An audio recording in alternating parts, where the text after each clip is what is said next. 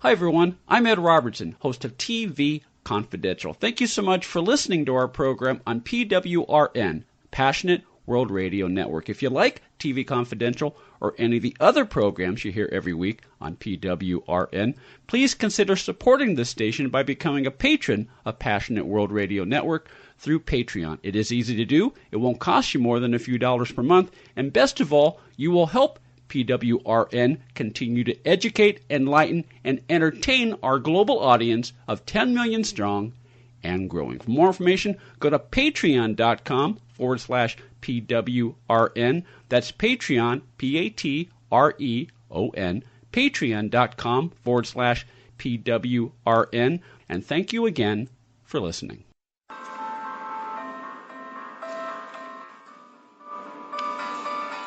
Welcome to Passionate W World, R Radio N Network, LLC, a multimedia company. Ann Arbor, Michigan, Boston, Massachusetts, Liverpool, England, Melrose, Florida, Los Angeles, California, Fullerton, California, Washington, D.C., Chicago, Illinois are one of the many broadcast homes of PWRN, a multimedia company. The world in your hands. And now, without further ado, let me present to you one of our many hosts and their programs. Good evening, everyone. So sorry I'm a couple of minutes late. This is Flash Silvermoon for What the Animals Tell Me. And boy, this story that I'm going to share with you tonight is part of my Lifetime Companions Love Never Dies book. But it's a story about my most favorite wonderful tiger named Duke. And this was probably the most awesome healing experience I've ever had. So get ready.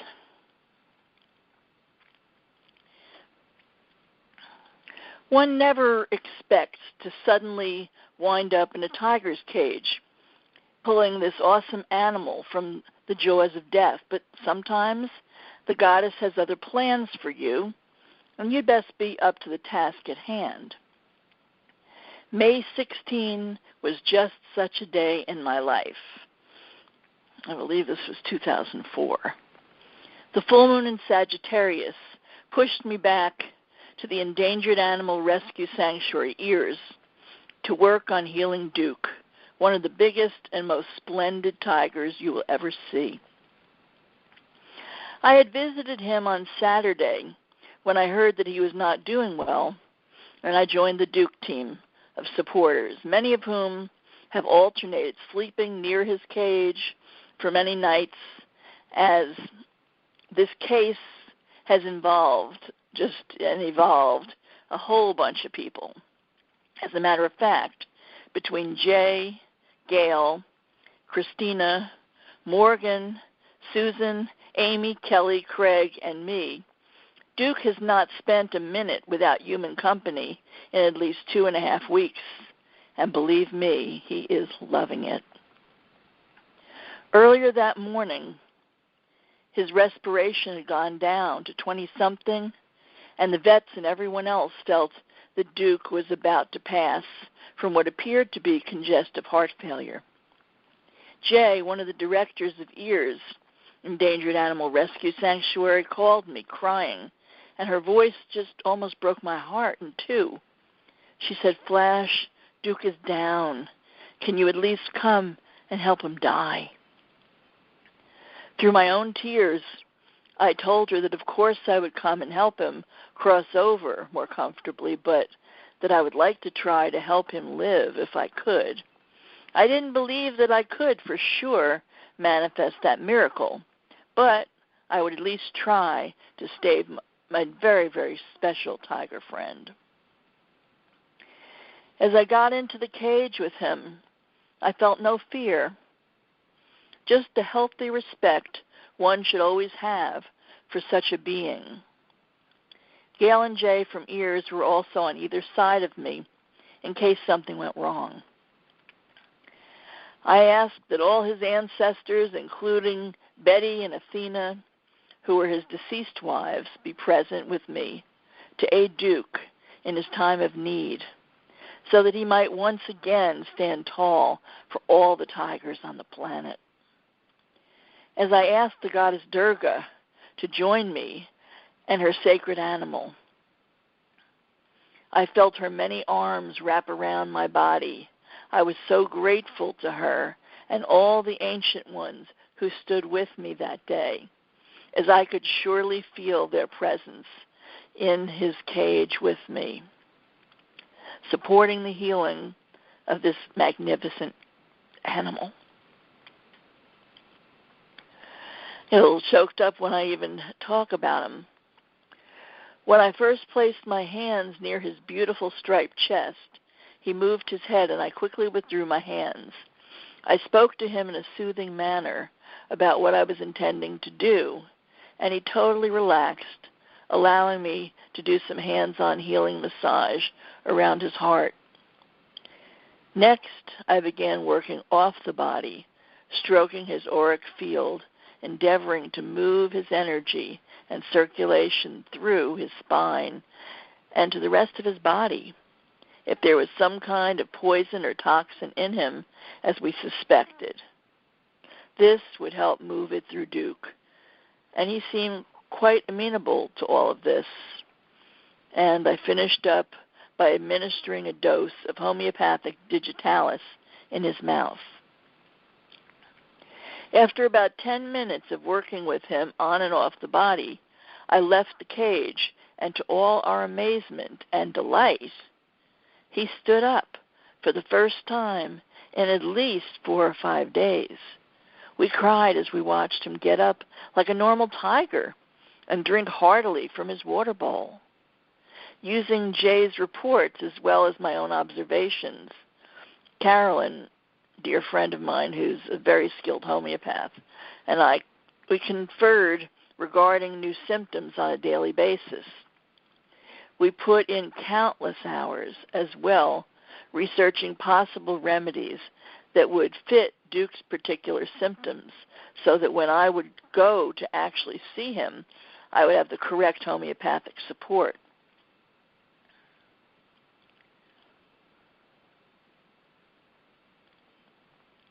I treated him several more times.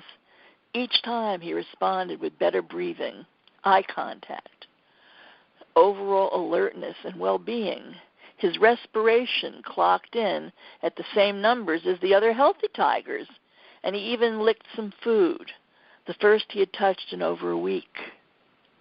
I've always had a particularly special bond with Duke, too, ever since ministering to him for grief, when his second partner, Athena, a gorgeous white tiger, had passed several years ago, due in the most part to the utter negligence and ignorance of the local vet school. No comment about them. That had been a very hard and needless loss for all of us, and especially for big-hearted Duke, who clearly was grieving intensely for her for months. During those dark days, we would talk, and I would treat him with grief and loss flower essence from the wonderful Green Hope Farm people. He always lapped them eagerly from my dropper, licking my hands and often asking for seconds and thirds.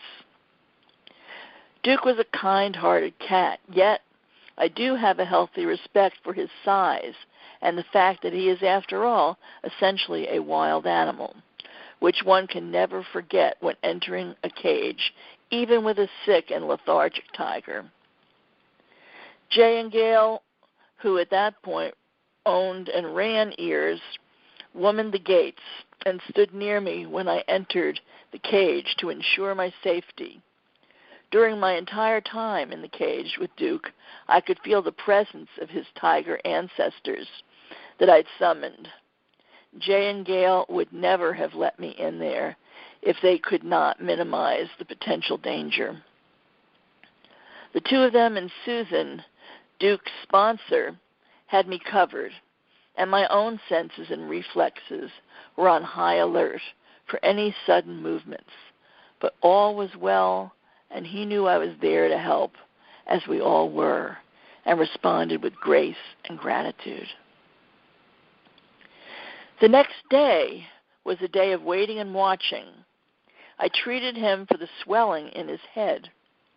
Because of the swelling, we surmised that he may have either hit his head or perhaps even had a heart attack or stroke.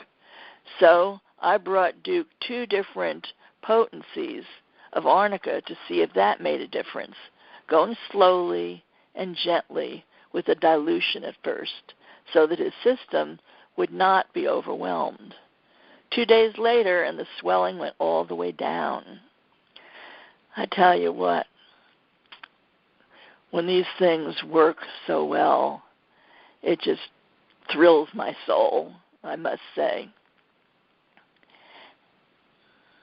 Still, hard to say what brought this huge cat down in the first place. One vet thought that it might have been a spider bite, although Duke never seemed to show pain or a sloughing off of skin in any affected area. Black widow bites should, for all intents and purposes, create a painful response, and the toxins from a brown recluse usually cause the nearby skin to slough off, neither of which are conditions that we were seeing. Because one of these might be the culprit, I gave Jay a low dose of homeopathic ledum for him to cover that possibility, as it is the remedy used for a nonspecific insect puncture. Nowadays, I know a bit more. I would have probably given black widow spider homeopathic. Thursday, I returned a second time with my medicine woman friend Aurora, who is Lakota and an Isis priestess like myself. For the last 2 nights, an unusual frog with an apparent mission managed to make the long journey from the nearby woods down past a row of some 4 or 5 cages and over to Duke's water bowl. On the second night, the frog even kissed Duke on the nose and hopped off to relieve himself. We were looking for clues, omens, guidance, and the little frog seemed to be wanting to give us some. In Native American tradition, the medicine of frog is one of release and flow, calling in the great waters to wash away the problem, negativity, disease, etc. I told Aurora of the visitor so that she could bring some frog medicine with her in a pouch for Duke. For several days, Jay had been giving Duke sub-Q fluids to hydrate him, as he was neither eating nor drinking enough to sustain his immense size. Let me take just a minute for a break. I'll be right back with Duke's story. Hi, this is Lillian Caldwell, CEO of Passionate World Radio Network. Distinguish yourself from the ordinary. I want to tell you that since I've started attending the courses put out by T.R. Garland for leveraging LinkedIn for speakers, authors, coaches, and service-based professionals, that PWR Network has accomplished several of its goals. 1, JV partnership. 2, JV advocates. 3, a potential writing position. 4, an invitation to collaborate with a major internet radio network. 5, 400% increase on the profiles that have connected with me and who have come to review PWRN's profile. 2 potential clients, both CEOs. And I finally recognized and found my ideal audience. I cannot thank T.R. Garland enough for his course, 12 weeks of leveraging LinkedIn for speakers, authors, coaches, and service-based professionals. And you, too, can achieve this kind of stellar accomplishment. So don't hesitate. Contact T.R. Garland today. Connect with him on LinkedIn and ask him about his course, Leveraging LinkedIn for Speakers, Authors, Coaches, and Service-Based Professionals. You won't regret it. In fact, you'll probably thank him. Okay. Right back with you. This is Flash Silvermoon, and I'm telling you about healing Duke the Tiger. And I tell you what, this was one intense day. A kindly vet friend had also been treating Duke with large bags of IV-delivered fluids to hydrate and also to ideally flush Duke's system of the toxins that by this time seemed the likely cause of Duke's decline and near death. For sure, the constant flushing with these fluids daily gave Duke the time he needed to release the poisons locked inside his body. I kept visualizing cleansing and now flow for him as I sat with him, focusing my healing energies through my hands and laser crystals as well. Day after day, I sat with the Duke, observing and sending healing. Yes, the frog, please clear the air with the great cleansing waters of all. I hoped against hope that the release would not be of Duke's life, and kept that to myself. We ministered to him using Aurora's medicine and a whole lot of Reiki, too. She and a few friends who also do Reiki put up a dome of healing for him for nearly an hour constantly, and another friend, Craig, had been working on him with Reiki earlier that day as well. Takes a village, they say, and the village of healers, friends, vet techs, and vets were all coming out strong for our Duke. I believe that we also used a third go-round of undiluted digitalis at that time to ideally jumpstart him again into a better place, as well as some Nux vomica homeopathic to help release the toxins, particularly from the liver, which was showing signs of being stressed. Yesterday, when I was sitting and observing, which was so much of what I was doing with him for days now, watching and waiting for a change or some new clues as to the source of his distress, he told me of his stuffed-up gut. He made such an offhanded remark that I almost missed it because it whizzed by so quickly. This is often how animals communicate, very matter-of-fact, so that if you're not paying really exquisite attention, you can almost miss it. I could hear him in my head just saying, "My belly feels sort of stuffed up." And I repeated his words to Gail, and she says, "So what are we going to do about that?" Instantly, Duke replied to me telepathically, "The next road-killed deer is mine," as he physically sent me a picture of his big royal self chowing down on a deer haunch.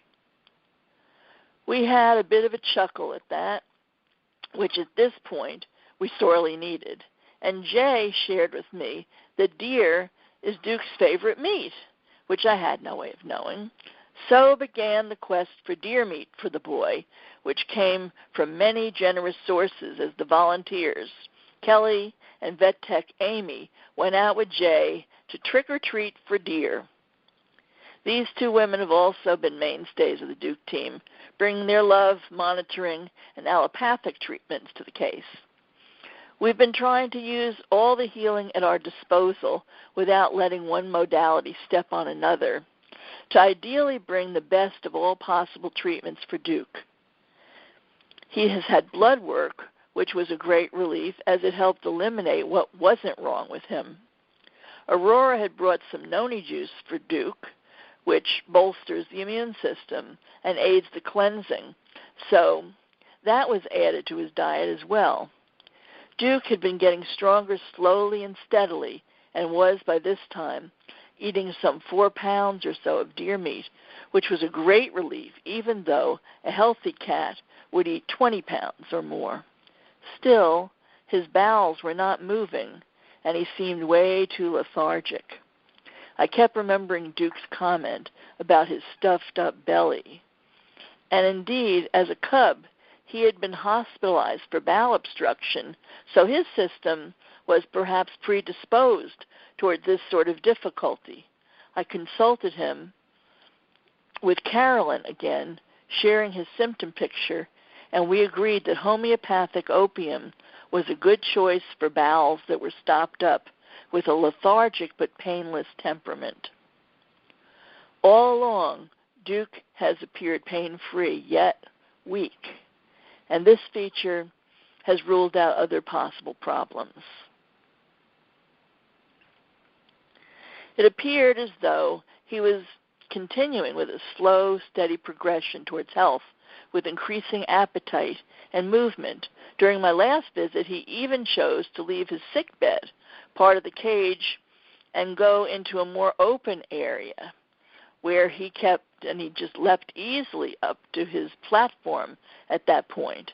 I asked Jay to deliver a dose of homeopathic opium to Duke again, as he still had no bowel movement. It's not clear to me at this point why Duke took a downward turn, but perhaps that was before he finally moved his bowels. And we still don't know exactly what created this devastating illness. Someone called the sanctuary and wondered why we didn't just put him down already. Needless to say, nobody thought that was even a remotely good idea, as this was just a very sick tiger, not a pain-riddled, tortured, dying creature. Duke's pad. Ah, yes, Duke's pad was created, giving his cage air conditioning, which was helping him breathe easier by removing the unrelenting humidity. To be exact, he had a tiger's pad fit for a king, which he is, with tarps, sliding glass door parts, blankets, an AC unit, and fan, with the next cage included as a place for his ever-loving Jay to sleep on an air mattress. Duke had it made and is healing more rapidly.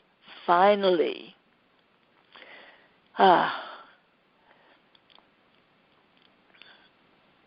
Yesterday, when I went to visit the pad, he looked and acted so much better. I gave him one of his favorite flower essences, Arbor Garden, from Green Hope Farms, which he happily slurped up from the dropper, and asked for another go-round, which he eagerly sipped up as well, following, as always, with several big, wet tiger kisses on my hand to show his appreciation.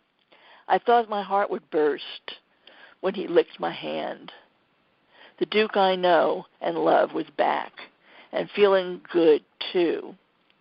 Many of us had put in mega hours toward Duke's healing, and I'd even created an online network of animal healers across the country to send him energy. However, no one has been more committed on all levels than Jay, who probably had not spent a night away from his side in 3 weeks, hand-feeding him, combing the mats out of his fur, and his response and love for her is just beautifully obvious as well. And take another little break and be right back. Hi, this is Lillian Caldwell, CEO of Passionate World Radio Network. Distinguish yourself from the ordinary. I want to tell you that since I started attending the courses put out by T.R. Garland for leveraging LinkedIn for speakers, authors, coaches, and service-based professionals, that PWR Network has accomplished several of its goals. 1, JV partnership. 2, JV advocates. 3, a potential writing position. 4, an invitation to collaborate with a major internet radio network. 5, 400% increase on the profiles that have connected with me and who have come to review PWRN's profile. 2 potential clients, both CEOs. And I finally recognized and found my ideal audience.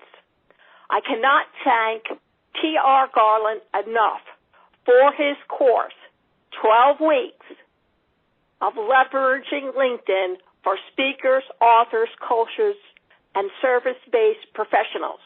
And you, too, can achieve this kind of stellar accomplishment.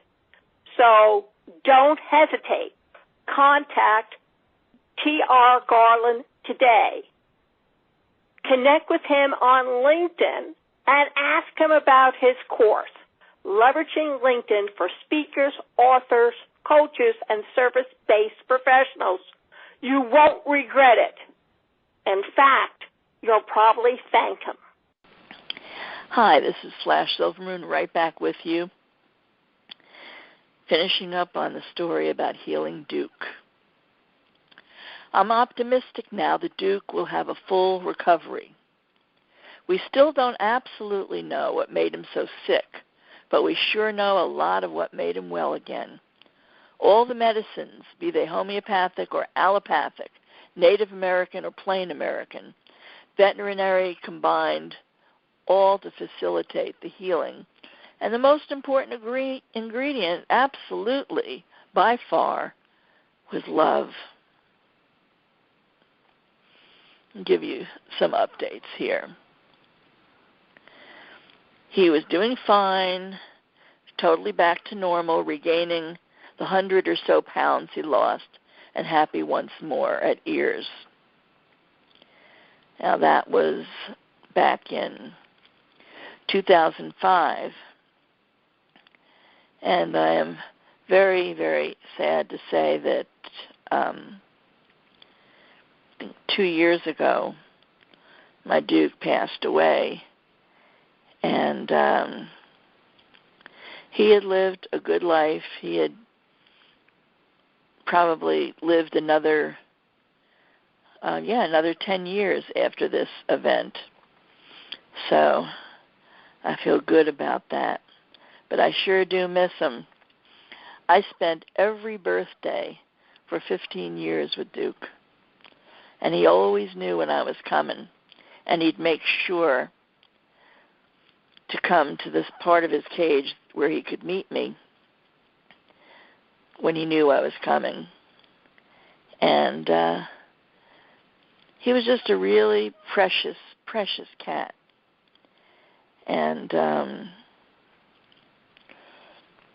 he wasn't mine, but I sure was close to him. And this experience of helping save his life,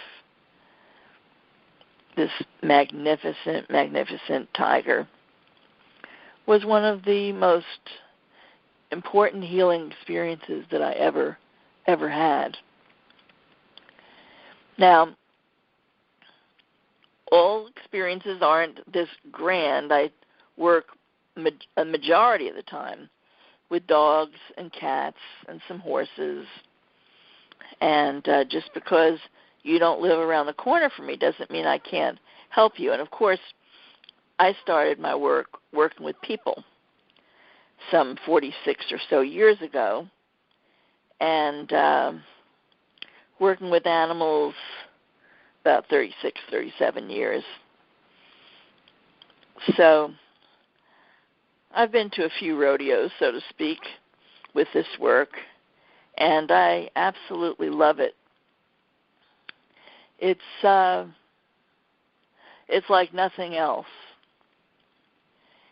And when you're able to move in there and help an animal who's suffering, it's worth everything. And you can find me at flashsilvermoon.com. That's my website. On Facebook, you can find me.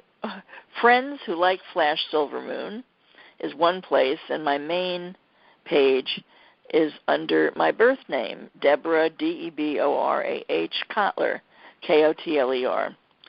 So, all kinds of ways to find me, should you want to. And unfortunately, things have changed over the years, and I am not able to do my work there anymore, which for me is a real tragedy. But the animals there are still very, very wonderful and certainly worth a visit.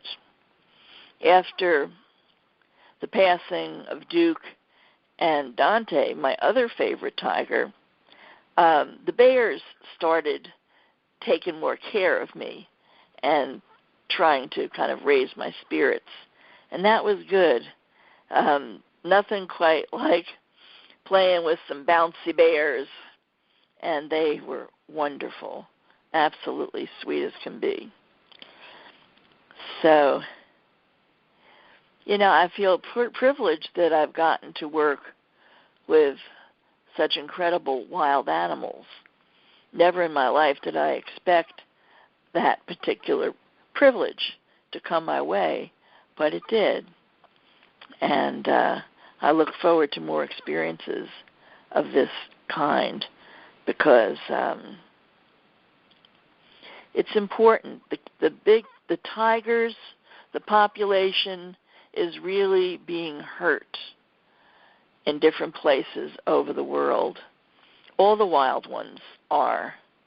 And the tigers in particular, I think there's been more improvement in their lot over the last year or so. But with the current administration not at all trying to help people, let alone wild animals, we're all going to have to dig in and work harder. So many, many blessings. I hope all of you are safe and in a space where weather is not too challenging. This is Flash Silvermoon with What the Animals Tell Me. Listen to your animals. They got lots to say. Signing off for the evening. See you next week on the radio. Thank you for listening to Passionate World Radio Network, a multimedia company. You can listen to this program all over again at PassionateWorldRadioNetwork.com, Facebook.com/PWRN, Twitter.com/PWRN, GooglePlus.com/PWRN. Distinguish yourself from the ordinary. And remember, please keep listening.